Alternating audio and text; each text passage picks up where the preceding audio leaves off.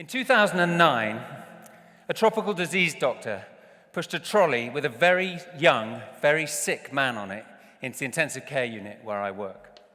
And the first thing the doctor said was, "It's not VHF," which was unusual, but also, I have to admit, a bit of a relief to me because I couldn't for the life of me remember what VHF stood for.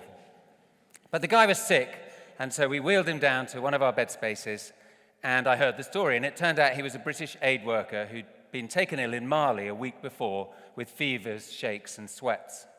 "Oh, and it's not malaria either," the tropical doctor said to me. And for some reason that triggered a memory in me, and I went, "Oh, of course, VHF, viral hemorrhagic fever."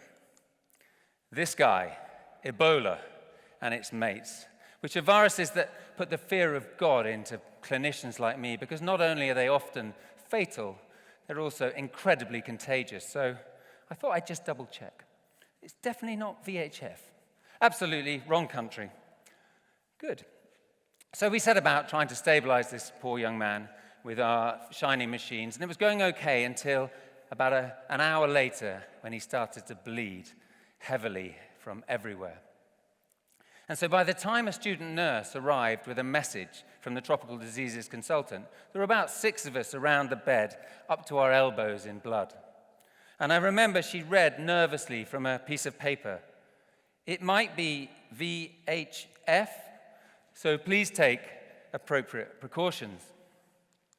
These are appropriate precautions. This is how we were dressed.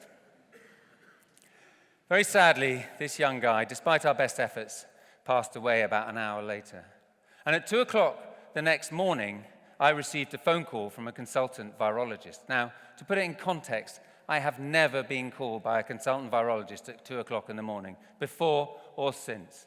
Even during the biggest viral pandemic the world has seen for 100 years, never in the middle of the night. So I pretty much knew what was coming. "VHF?" I asked. "Afraid so," he said. "Lassa fever." And I can still remember that sinking feeling in the pit of my stomach as I wondered whether I'd caught what had just killed this poor young man. And if I'd been told this when I applied to medical school, to be honest, I probably would have done something else. Because I am in no way a brave person. In fact, quite the opposite. I'm an absolutely committed hypochondriac. The only time at medical school that I really relaxed was when I did obstetrics and gynecology. At last, some illnesses that I definitely didn't have. But this isn't the only time that I've been nervous about my own health at work. Way back in 2000, I was a junior doctor working in Stevenage when a train crashed just down the road outside Hatfield. Within minutes, I was bundled into the back of an ambulance, clutching an orange bag with the words "Pediatrics" written on it. I am not a pediatric, I can't tell you how much I am not a pediatric doctor. I'm not even a very good parent, but as it turned out, by the time we got to the scene, the only task for me was to, unfortunately, certify the deceased, which was horrible, obviously. But as we made our way from the first fatality down the tracks, the police approached us looking fairly agitated. And they came up and they said, "The current thinking is this could well be a device." Now, I'm afraid I didn't have any idea what they were saying until they added, in which case there could very well be a second device. "You mean a bomb?" I asked very coolly. They nodded, and I ran down the tracks and certified the rest of the deceased and legged it out of there as quick as I could. And then in 2004, I stabbed myself with a needle that I was convinced was contaminated with HIV. And in 2006, we admitted this guy, Russian dissident Alexander Litvinenko. And again, unfortunately, we didn't know what was wrong with him until after he died about 4 days later. But after I'd spoken to his extraordinary wife and gone out and given a shambles of a press statement, I was taken aside by a woman from the government, and she took me into an office, and she said, "We know what killed him. Radioactive polonium 210. Now, I don't want to give you the impression that I never understand a word anyone ever says to me at work, but I'm afraid, again, Don't worry, she said, massive dose. He didn't stand a chance. Right. Oh, and it's a secret. You must not tell anyone. There's far too much at stake. But what about the staff? I said, are they not at risk? They'll be absolutely fine as long as they wore the universal precautions. These are our universal precautions, and I just worried that they might not be robust enough to deal with weapons-grade radioactive polonium. So along with my colleagues, I collected 24 hours of my urine and sent it off to be tested for radiation. And a week later, I received a letter from the Health Protection Agency that said, "Dear Dr. Down, your polonium levels are of no concern to us." And then, of course, COVID hit in 2020. And being me, I assumed that I'd catch a massive dose of it from my very sick patients and almost certainly succumb. Obviously, that didn't happen, but I did see suffering and death on a scale that I have to say I'd never even imagined. From a virus that both horrified and baffled me in equal measure. And when it finally petered out about 15 months later, I was haunted by some of the patients I'd seen and some of the decisions I'd made. But I didn't really know what to do with it, so I just sort of muddled on until a non-COVID patient came in who changed all of that. She was a very sick woman who came in one evening, and I spent the whole night with her trying to work out what was going on while I also tried to stabilize her. But unfortunately, we didn't get to the bottom of the diagnosis until the morning, by which time our small window for definitive intervention had passed. Now, there were lots of reasons for that, and it almost certainly would have made no difference. But when she died 5 days later, I blamed myself completely. And when I went home that night and went to bed, rather than sleep, I spiraled into a crippling state of anxiety. And I was basically overwhelmed by negative thoughts about myself, about my abilities as a doctor, about all the things that I should or might or could have done that might have saved her life. And over the next few days, I became incapacitated by this.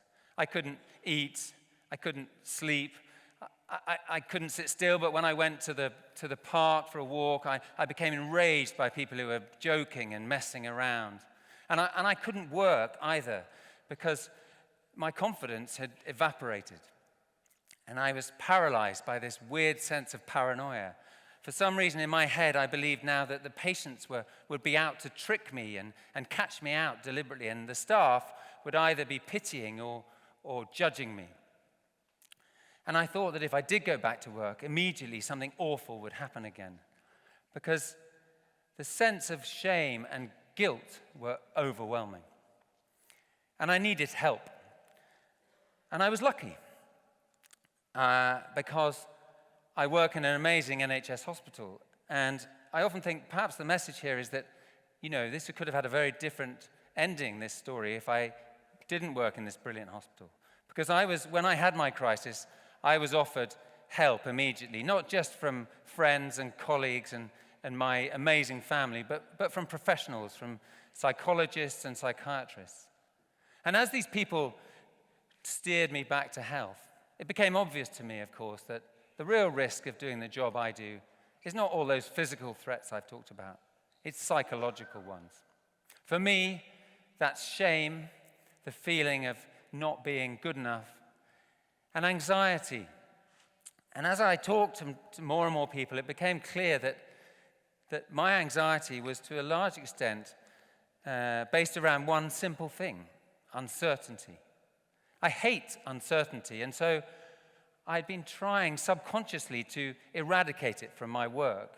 I'd been trying, although I didn't realize it, to spot fires on the horizon and either stamp them out or work out how to swerve around them before they got out of control. And in some ways, of course, that had served me reasonably well. I'd avoided, major disasters at work. But now I could see that my approach was completely pathological and also unsustainable. Reducing risk and mitigating risk is fine, but that's not fine if it slips quietly into avoiding risk. Because in my line of work, that essentially means practicing defensive medicine, i.e., working in your best interest to protect yourself maybe without even realizing it, rather than looking after your patients. But of course, the reality is that you can't do that. You can't eradicate risk from your work. It's an illusion that you can protect yourself. And once that illusion is shattered, there's nowhere to go. And my problem was that I didn't realize this until I'd hit rock bottom. So I'm talking to you today, I guess, because I think, in a way, this can happen to almost any of us. Because uncertainty and risk are the price we pay for responsibility, particularly when that responsibility is not matched by an equal level of control. I can't control who comes into my intensive care unit, but once they do, I have to look after them. They are my responsibility, and sometimes that is not going to go well. That inherently makes me anxious. But now, I proactively manage the symptoms of my anxiety. I use exercise, simple things. Exercise to clear my head. I use antidepressants because they give me some objectivity and distance from intrusive thoughts. And I use cliches, obviously, cold water swimming, that kind of thing. But I also now try to take a balanced approach to my job. I can't be laissez-faire or reckless, people might die. But neither can I sit and spend my days ruminating about what might have been or what might be in the future. Risk is always going to be there. And if we're going to flourish, if we're going to grow, if we're going to live, if we're going to perform to the best of our abilities, we have to work out a way to be open about that, to accept it, and to manage it so that when things go wrong, and they will go wrong, we're all in the best possible state to deal with it. Thank you very much indeed.